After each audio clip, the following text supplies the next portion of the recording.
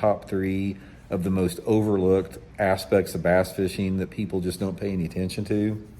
But it has tremendous amount to do with whether you get a strike or not, or the size of the fish, and everything that goes along with that. Now, first of all, let's talk about why this is important. Now, first of all, more than anything else, from what I have seen, looking back at all the big fish I've ever caught in my life, with the exception of the big fish I've caught flipping and pitching, most all of the big fish that I've caught, like on, any type of lure besides flipping and pitching, has come on a pretty long cast because the bait gets out farther away from the boat.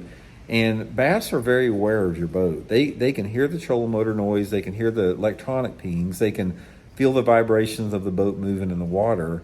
And the farther you can cast, for the most part, as long as you can do it accurately, and again, it depends on the cover you're fishing, the better off that you're going to be. That's probably the number one thing. I always like to make the longest cast I can, as long as I don't sacrifice the presentation of the lure or the efficiency of the lure.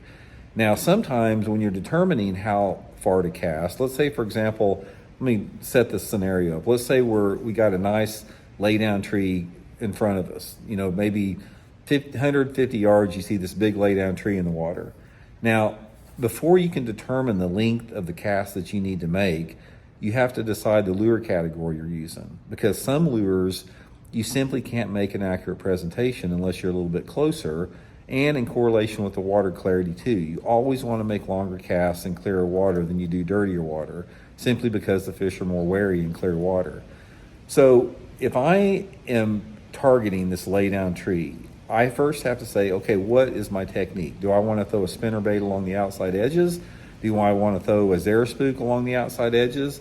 Do I want to run a spinner bait through the branches, real thick in there? Do I want to pitch or flip?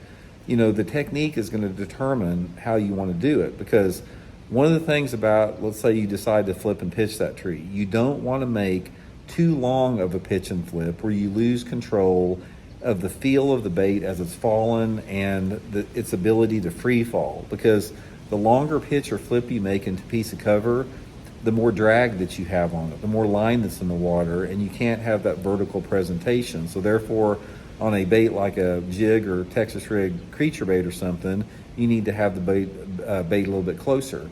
Same if you're throwing like a square bill crankbait in some of the tight areas of the tree.